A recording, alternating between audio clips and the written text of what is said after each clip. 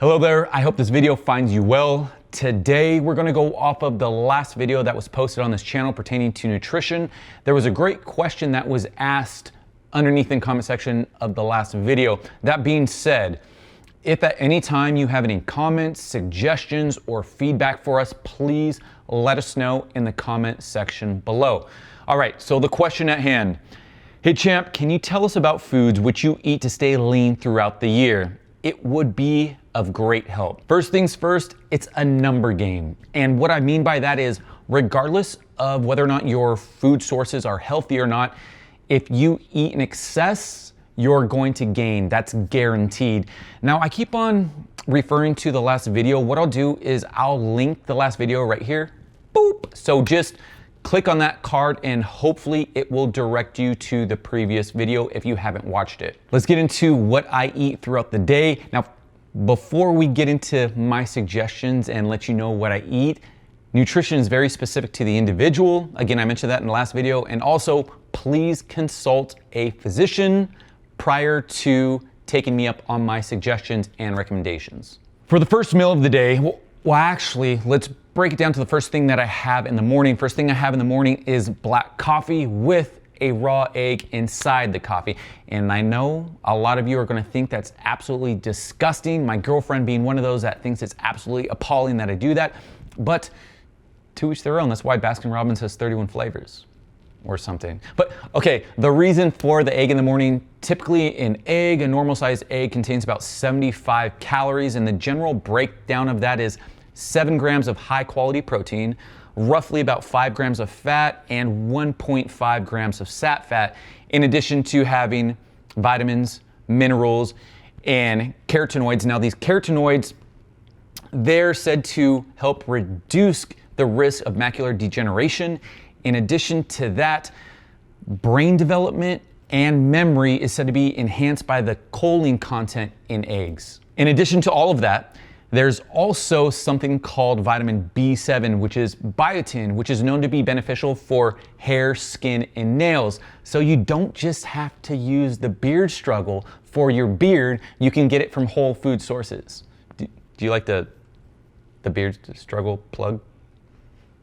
Okay, I'll stop. Okay, so meal number one generally consists of a complex carb, protein, leafy greens, and some fat. And an example of this would be some toast, whole wheat toast with a tablespoon of peanut butter, a teaspoon of honey. What else do we have in here? We're gonna have a protein shake, and that's gonna be blended with some spinach. I just mentioned complex carbs. Now, I'm sure most of you have heard there are complex carbs and there are simple carbs, and complex carbs are better than simple carbs. But why? Which is a great question, and I'm gonna keep it simple for right now. Now, when it comes to complex carbs, generally speaking, they're packed with more nutrients, they have more fiber, the body takes a lot more energy to process them, and they digest more slowly, which contributes to appetite suppression, which helps with weight management.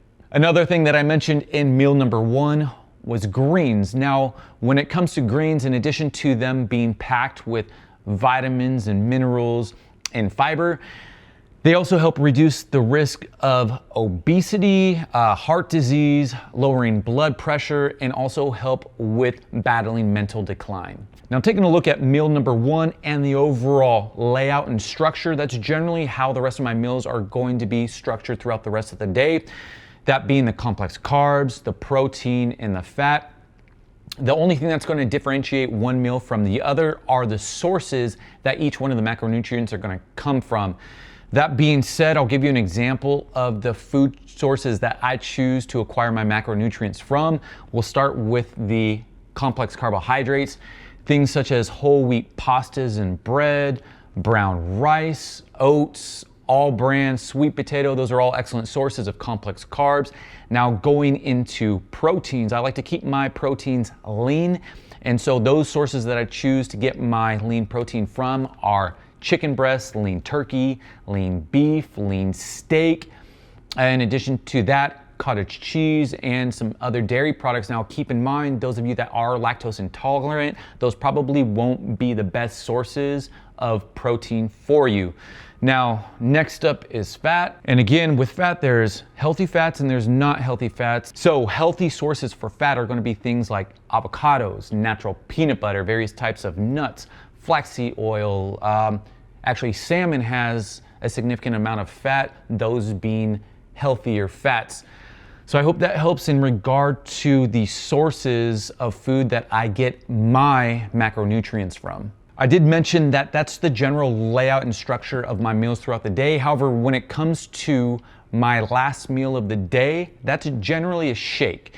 And within that shake, I have, here's how I make it. So I have my mixed berries, frozen mixed berries. I'll put about 2 cups of mixed berries into my blender. Then I'll fill that up with unsweetened almond milk to where it's about probably 5/6 of the way up on the berries, if that makes sense in regard to the level. I'll add spinach and then I'll also add protein powder. Again, I try to add leafy greens or some sort of greens to each one of my meals. And the great thing about adding the spinach to your shakes, for those of you that don't like green vegetables or don't like the taste, you honestly can't taste the spinach when I have it blended up in the mixed berries. And on top of that, if you want to add some raspberry emergency or some tangerine emergency into that shake, it helps give it a little bit of a tart flavor to it. At least that's what I do. I really enjoy that last meal of the day. And also, if you do have any other allotted fats for the day that you need to make up, the shake is a great place to do that. You can add peanut butter to it if you do have the allotted fats left for the day, and that's a great add to the shake. So it pretty much tastes like dessert right before bed. And I think that's pretty much covers the general layout and structure of my meals throughout the day and the sources of food that I eat to gain those macronutrients. Again, if you have any questions or suggestions or feedback pertaining to anything that I am trying to cover on here, please let us know in the comment section below. And as always, I hope that you found this video helpful, perhaps intriguing. If you did, please go ahead and give this a thumbs up and maybe even share this to someone that has questions pertaining to nutrition. And also, consider subscribing if you aren't already subscribed. Until next time, peace! We out.